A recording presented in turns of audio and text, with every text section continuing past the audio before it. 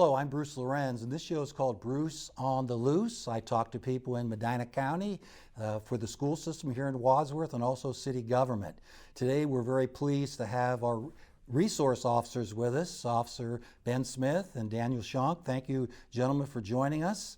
And Ben, why don't we start with you? What training, could you describe the training you had to become an officer? Yeah, so you have to be 21 in Ohio to become a cop. You start with the basic police academy. I actually looked it up this morning. The police academy is 737 hours. From my recollection of the academy, you can't miss 1 minute of that. So you'll go through the police academy, you'll learn basic ORC, which is the laws. You learn defensive tactics, which is wrestling moves, stuff like that. You do weapons training. That's all covered in the basic police academy. And then once you graduate the academy and become a peace officer, that means state certification test, physical fitness test. Then you'll move on to field training, which I think is 14 weeks around there. 14 weeks in Wadsworth. You'll go with an experienced officer, and you'll do that. Once you pass your field training, then you become your own police officer on the road, driving around by yourself. So. Saw a recent report that some of those trainings have been tweaked a little bit to include de-escalation. Can you comment about that? Do you think that's important? So when I went through the academy in 2017, de-escalation I think has always been a part of the police academy. Maybe they're putting more of an emphasis on it now, but it's always part of our training. That's obviously the first thing we would like to do on a call is de-escalate, but then you also train for those harder scenarios where de-escalation may not work, and so what do you do then? But de-escalation training's always been a thing within law enforcement. I would imagine with that 700-hour plus program, it's still on-the-job training. You can't beat it. That's where you really learn, don't you? Correct. The field training, what my trainers told me in the academy is 1% of your law enforcement training. It's really on the job when you actually learn. The academy can simulate and do all the scenarios they want, but once you get on the job and you experience the real life aspects of law enforcement, that's when you really pick up things. So the academy is just a stepping stone into your career. How long have you been a law enforcement officer? I'm just coming up on 4 years. Okay, and, and it's all been here in Wadsworth? It's all been in Wadsworth. I got hired halfway through the academy, and I started with Wadsworth as soon as I graduated. What about a mentor? You talked about working with a veteran officer. Does a mentor really help you a great deal? Yeah, your field training officers, every police officer has a mentor and multiple mentors, not just through training, but you have experienced officers. So Dan was actually one of my field training officers. He was my primary one. And then now he's one of my mentors because he's been an SRO longer than I have. So I go to him with different questions as far as SRO stuff goes because he's probably experienced it and I haven't. So Dan's definitely one of my mentors. And then everyone has a different one within the police department. It just depends. So. Officer Shonk, what about the specific training to be a resource officer? Is that very important in your job? Yes, very much so. So the state of Ohio recently enacted some laws that require school resource officers to get specific SRO training. So it's a week-long training. It's put on in Columbus by the Ohio State School Resource Officers Association.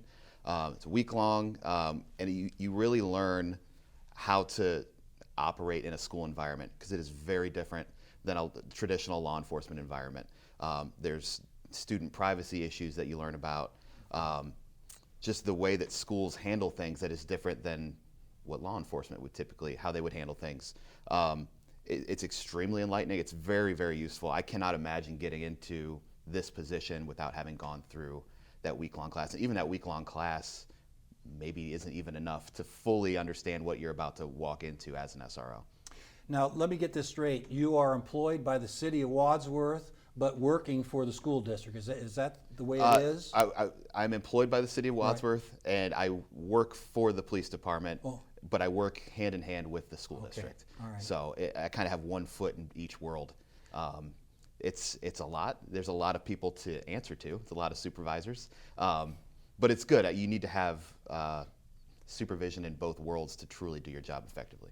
Speaking of being flexible, you certainly are the epitome of that. Having visibility in 8 buildings. Yeah. Can you describe maybe a typical day, if there is Oh such boy. a thing? No 2 days are the same. Okay, right. No 2 days are the same. Yes, I have 8 buildings. I've got Franklin, Lincoln, Overlook, Isham, Valley View, CIS, Middle School, and Sacred Heart. So I try to be everywhere at once. I can't be everywhere at once, but as soon as I'm able to clone myself, that's my goal. So I try to be everywhere. I try to go wherever I need to put out fires if there's a crisis in one place or another. And when there's nothing immediately urgent pulling me to a certain place, I try to switch up where I'm at. I don't like to be in the same place at the same time every day. My kind of goal is to be accessible, but also unpredictable. I don't want people to know exactly where I'm going to be at any given time, but you also need to balance that with being available to the principals and counselors and students and secretaries and everybody in those buildings that rely on you and count on you and need you there. You gave me a segue when you talked, you said you run into principals and also counselors. How often do you consult with them and talk about a particular event coming up or a student or what have you? That is the vast majority of my job. As much as I wish I could interact with just kids all day, because they're hilarious. Wasn't always a huge fan of kids, and then I had my own, and I'm like, hey, kids are pretty awesome. But the majority of my time is spent coordinating with principals, sharing information with school counselors.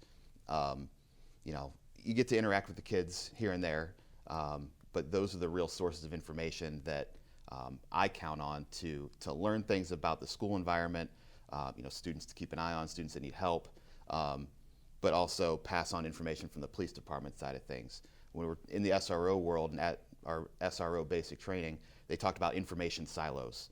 And there's a lot of information that the police department has about maybe a particular person or family, and then there's other information that the school has about that, and maybe children's services, maybe the prosecutor's office, and they all have their own kind of silos of information. And it's our responsibility to kind of tear those silos down and make sure we get a free exchange of information to fully, wrap around a child or family to provide the services and help that they need. So that's our big goal, and we do that a lot by talking with the principals and counselors. Officer Smith, do you teach any formal classes at the high school? Yeah, I've taught insurance now. I've only been on the job for a year. Right. So insurance, teachers will ask me to come in and talk about specific events like 9/11. Recently, I went in and talked about that in my experience. I've given a lot of classes just on law enforcement in general, just what it's like, what the training is like, what my experiences have been in Wadsworth, but it typically comes at the request of teachers when they need me to fill in or they would like me to speak specifically about a law enforcement subject. So yes, I do teach classes sporadically. We have a lot of opportunities for employment in trucking and nursing and law enforcement. Do you, if you get to know students on a personal basis, do you encourage them to maybe look at the Four Cities Compact program in law enforcement? Yeah, absolutely. I think I try to be a huge positive role model in the schools and just show these kids that law enforcement is, we aren't robots. We are people just like them. We love to do the same hobbies that they do. And I think that all plays into giving those kids that positive experience with a police officer. But also, if they're interested in law enforcement, it just shows them that, hey, I can get into this too. I can still do everything I want to do. And when we learn about a kid that wants to possibly become a police officer, is interested in that field, I try to call that kid into the office and just talk to him and answer any questions they have. So yeah, I really encourage it because I'm here doing kind of my dream job, and I've only been here for 4 years, and so I'm very lucky to be here. So yeah, I encourage it whenever I can. What other duties besides going in the classes from teachers asking you and talking to students? What about like homecoming dances and maybe speech tournaments and wrestling tournaments with hundreds of people coming in? Are you involved in those at all? We are. The schools like to have us work those. They're basically off-duty jobs for the police department, but the schools would prefer that the SROs fill those positions just because we know the student body, they know us, we know the staff. It's just a better fit for us to work those off-duty jobs. So yeah, there are certain events like graduation and stuff like that we have priority to work, and we will. But you will also see other officers from the police department working sports games and stuff like that. But I think it's also a positive that that kids see other police officers outside of the SRO. I think that's another positive for us.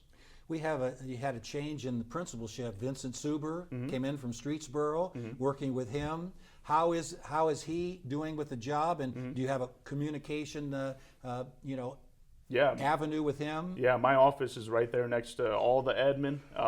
I'm talking to them every single day. There's always something new popping up.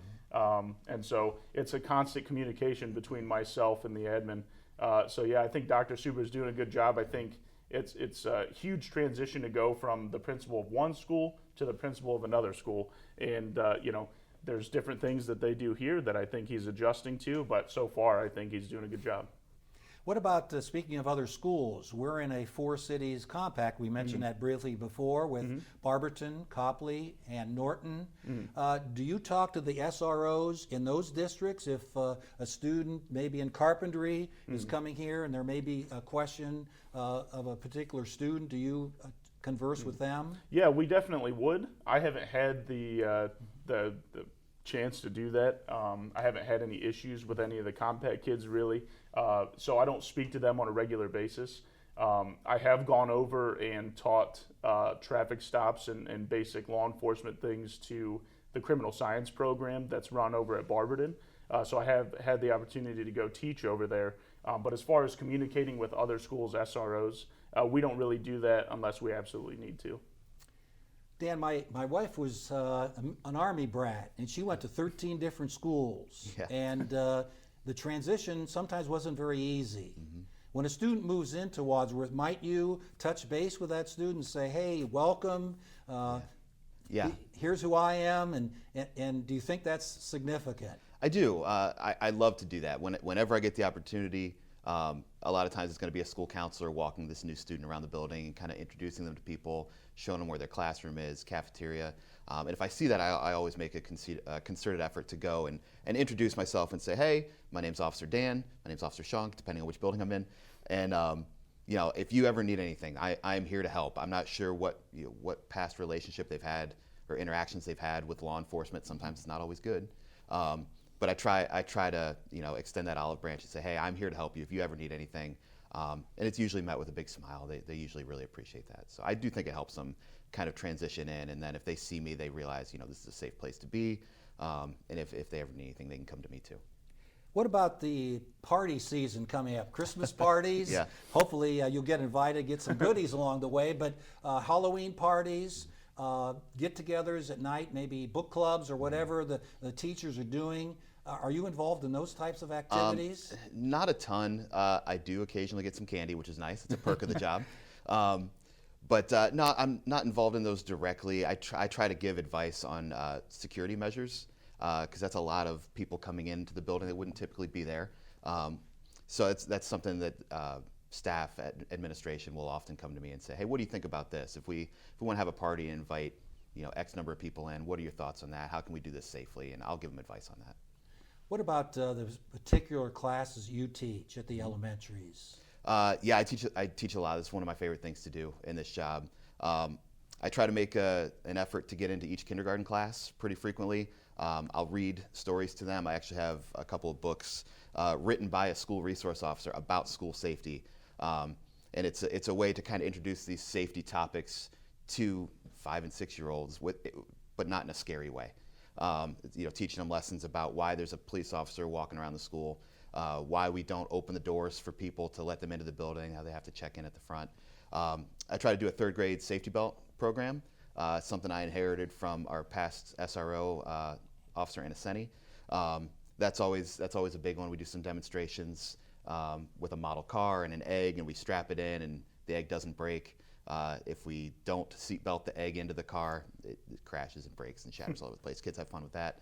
I am highly involved in the middle school health classes, talking about drugs and alcohol. I was invited in to talk about relationships and consent and what that means and the repercussions for that.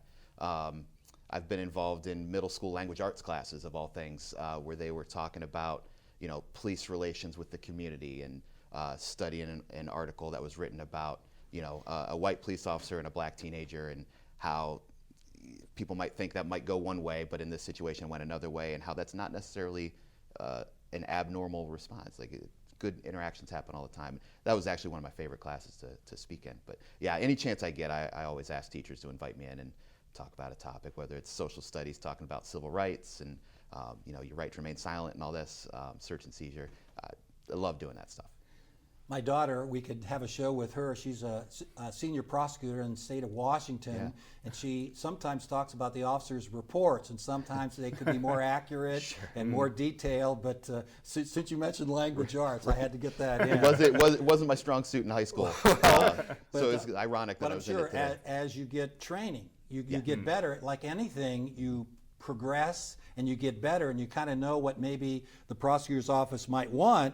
And she says, yes, she has gone in and talked to departments, and they do get better. Absolutely. Officer, not that you're really trying to go ahead and corner kids to getting information, but can they be a source of information to solve issues and potential crimes in the city? Yeah, absolutely. I mean, we use them all the time, and I don't mean the term use them as just a subject, but you build relationships as an SRO with students, and a lot of times the students will just willingly come up and just tell me what's going on. And that's very beneficial for the department. We've solved thefts, we've solved different things using the camera systems in the schools, which has been great. It's all about building those relationships, genuine relationships with the students, and they end up trusting you, and then you get information that way. Right, you would never corner a student or force anything. It's building a genuine connection between you and the student body, and then that's when the information starts to come in.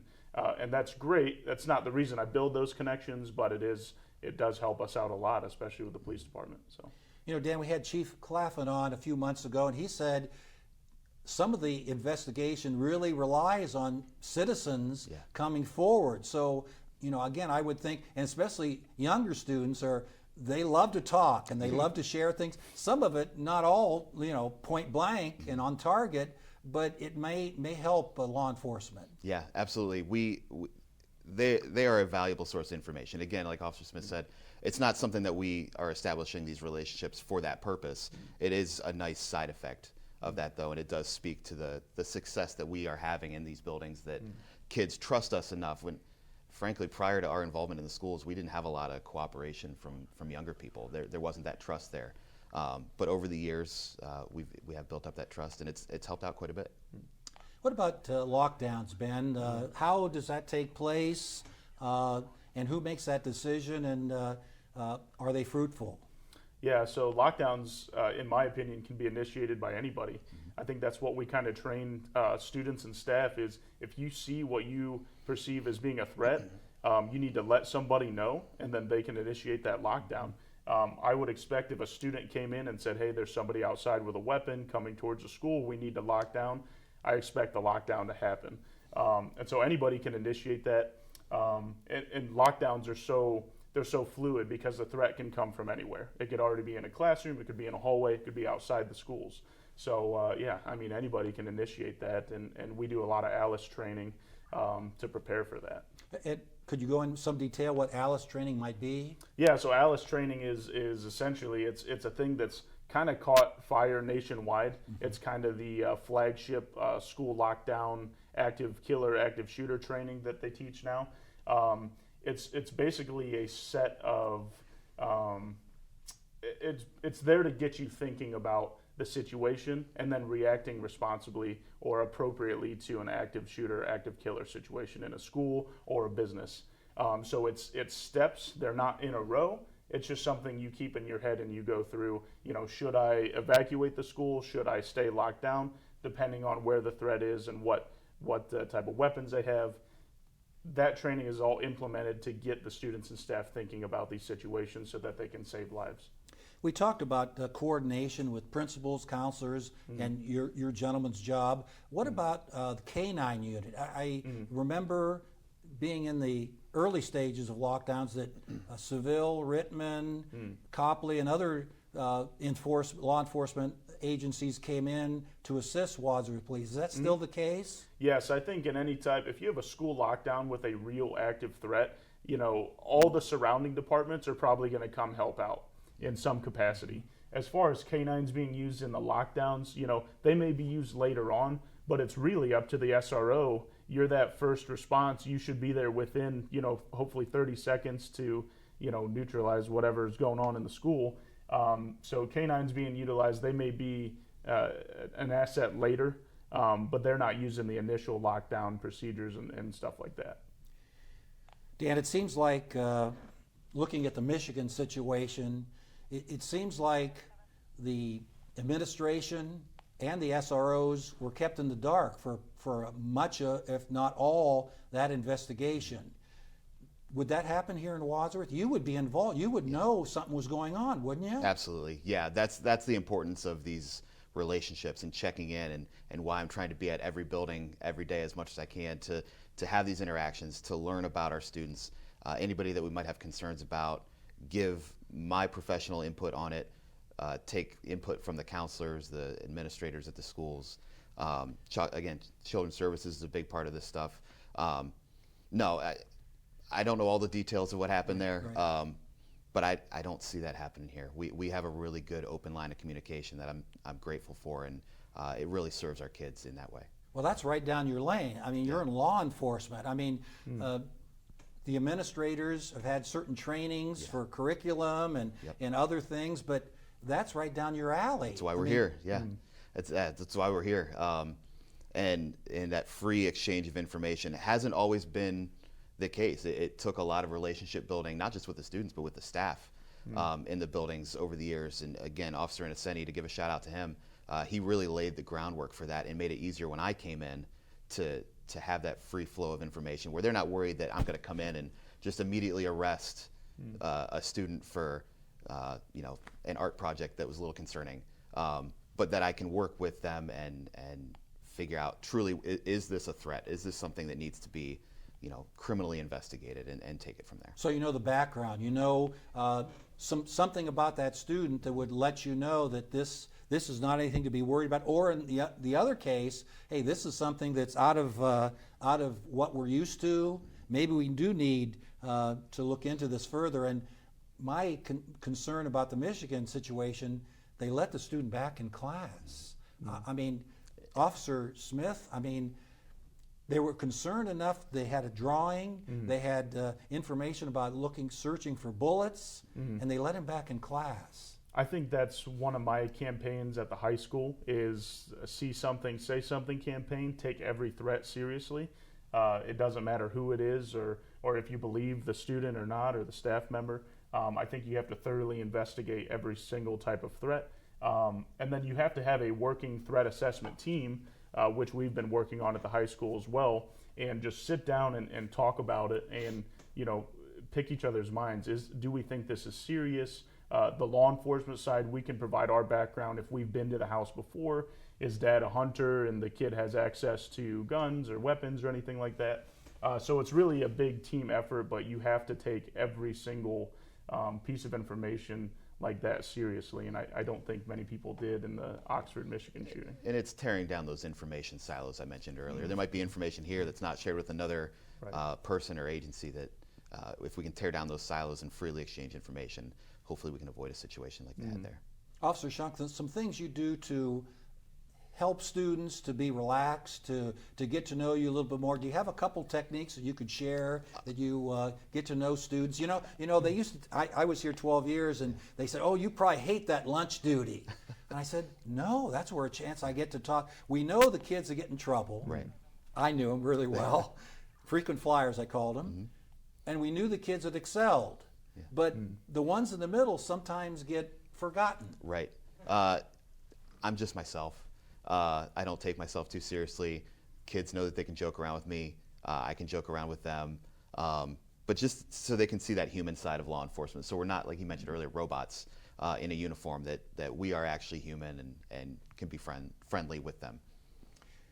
Officer Smith, there's a school of thought that says if a high school, or any building for that matter, gets over 1,300 kids, it becomes very difficult to know, again, those kids in the middle. I think things like Four Cities Compact help kids to find their niche.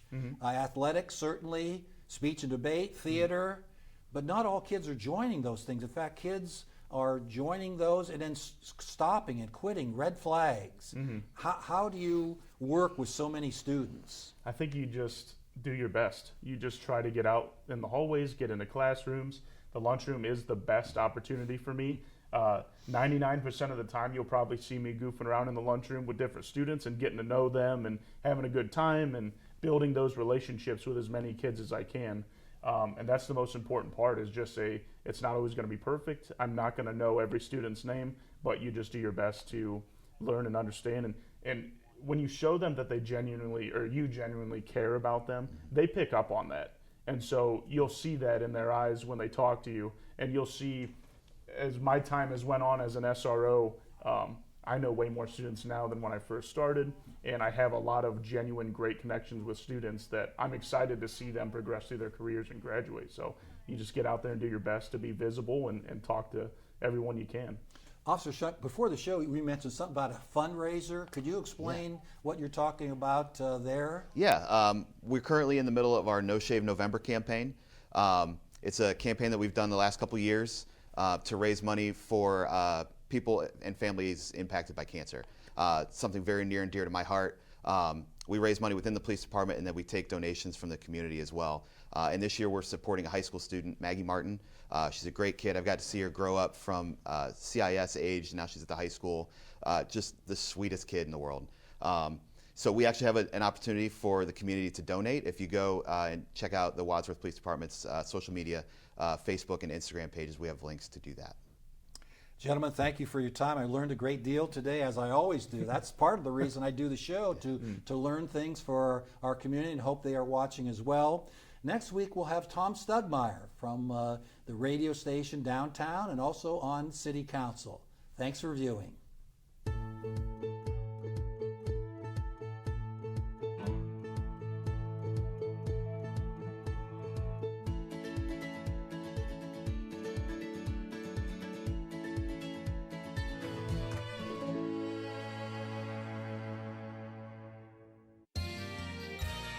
You are watching WCTV, Wadsworth Community Television.